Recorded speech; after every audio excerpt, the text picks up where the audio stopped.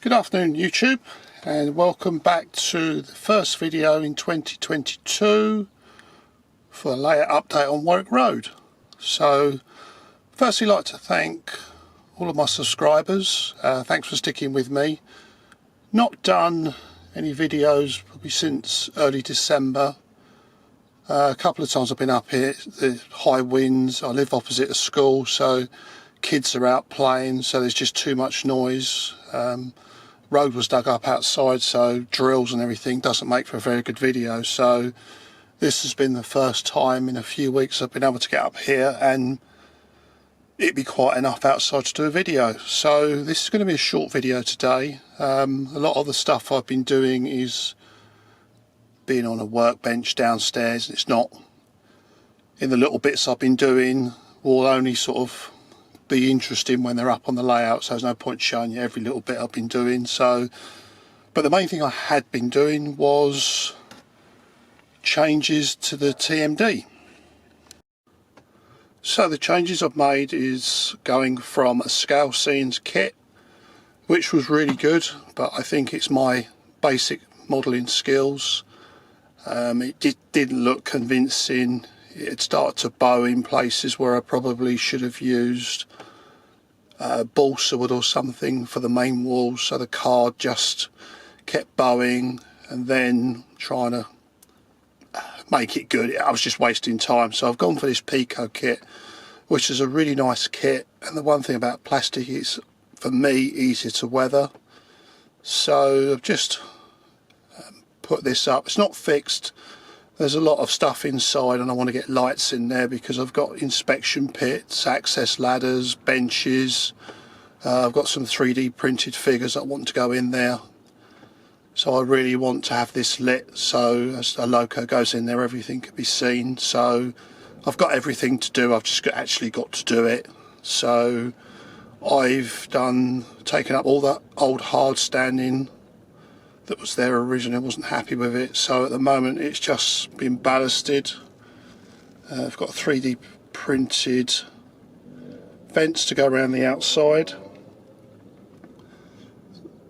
So far I'm happy with the progress I've made. There's the fueling point there. That's going to move over to the track where there's a ballast, and then I'm going to get a tiny little shed where that loco fueling point is for the network rail. I've got an MPV, a Bachmann MPV, and that will be its siding sort of thing. So there'll be a few changes there. Not sure about this fueling point.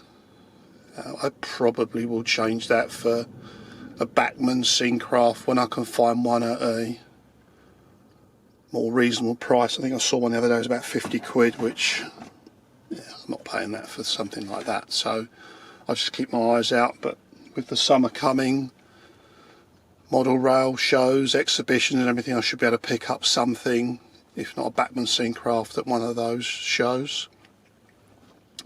So in the background, this was originally an industrial area and I had a Royal Mail depot in here. Just looked a bit crowded next to the warehouse. So I've moved it out and changed that from a little manufacturing unit into a little network rail depot. So in there I've now got all my network rail bits and pieces. So I've found the Oxford die-cast, I don't know what sort of lorry you call it, but it's an 8-wheeler and you can get heavy plant on the back with its crane. So obviously these bits of plant will be used in repairing infrastructure. So I've used that, some of the old Oxford die-cast vans, sleepers, bits and pieces. Just got to put some gates on there, CCTV, a little bit of a parking area, and out the back just a porter cabin. I might make that a double one. Then I've also got to get some lighting, so I think I'll use the Gauge Master lighting in here. None of the layout is lit, so again a decision, if I do the yard lights, do I then start to put lights on the rest of the layout, so that's something I've got to think about carefully, because it will look odd if I've just got lights on a depot and nowhere else. So things like street lights and all that would obviously make a difference, so something I've got to consider. Another purchase I got was this. It's from Hong Kong, called Tiny City. They popped up on eBay. So it's just a little works lorry with a grab on the back, which is something you see utility companies when they're digging up the road use them, so I thought it'd be perfect. So I've got some network rail decals, so I shall stick them on the doors and just dirty it up a bit and put a more realistic load in the back, and maybe actually have it inside the cab, a couple of guys heading off to do some work for Network Rail. So this all now fits in what I think looks much better than what I had before. And again, problem with scale scenes is I was doing something, dropped a couple of drops of water on there, even though that'd been sprayed with matte varnish. Somehow I've still seemed to have got a mark on there, so I have to redo the roof, but I'll probably cover it in something that's plastic.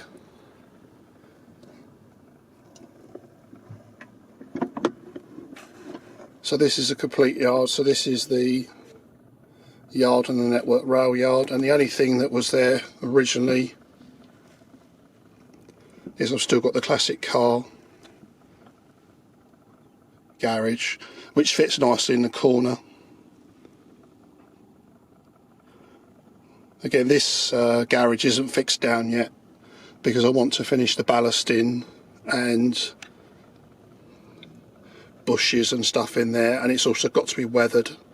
So once all the yard is weathered, got to ballast out the back there, or probably hard standing around the back there, then I can finish all of that. So one of the things that's been missing from the layout is if I want to run different trains, i.e. wagons, or if I want to take the HST off and run container train, I have to physically take all the wagons off of the track and put them back in the storage boxes, then work out what the next train's going to be. So I lose sort of 10 or 15 minutes of running time in doing that. So what I've decided to do is, from just underneath that first southwest trains EMUs, put a point in there, and this was the embankment that was the start of the container yard. I've gone down the side of the container yard, and then under the layout I'm going to have a small storage yard, enough for the long container trains, which will be, I don't run more than 5 of the double spine trailers, so 10 of those trailers, but just to allow them to keep all of my wagons, or the majority of the wagons, on the layout, and then just the only thing I move off the layout and take downstairs is the controller and the locos. So all of the wagons can stay on the tracks, which will make it much easier to have, because I want to start doing more running sessions, but when I come up here sometimes you just think, oh, I've run like these network rails, I've been on the rails for months, but I sort of, as I get more different types of rolling stock, I want to run different trains at different times.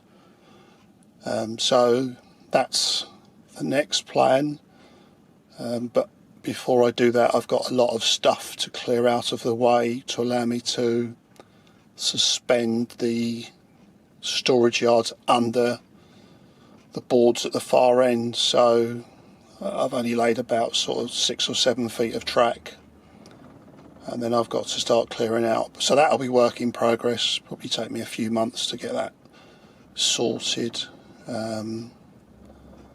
Then realised I didn't have enough track, so I've got to now go back, and again I think the first toy fair I can get to, or the first exhibition, I go and get my track and all the bits and pieces I want. And as it's a storage yard, it's not going to be new track. I'll just get some job lot of some Pico straights. I've got everything else, points and everything, point motors. So that's the next biggest project on Warwick Road, so that when I am running trains, it's going to be far more interesting running sessions, and it will take me less time to take footage of different trains, whereas now it can take most of the morning if I wanted to run 10 different trains. So that's what's next. So that will be updates in future videos. And this is just looking down.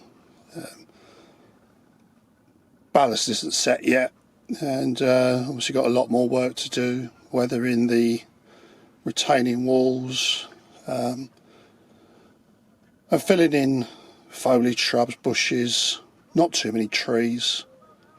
But I like the idea that the trains duck down from the main level. And this is where the trains will disappear under the track. Just had enough space. Had to do a bit of creative carpentry, but yeah, work in progress. So that's it from me, other than to say thank you very much to all of my subscribers. I really appreciate taking the time to view the content, and also the comments, kind comments, constructive comments I get. I really look forward to reading all of them. I answer everyone. It's really nice that people are taking interest in what I'm doing. And I will be back to you as soon as I've got something big update to do. But I shall keep the videos fairly brief, but hopefully next time I can have some trains running when I get the track cleaned. So just wish everyone that everyone's okay, and I will be back soon. Stay safe, happy modelling. Thank you. Goodbye.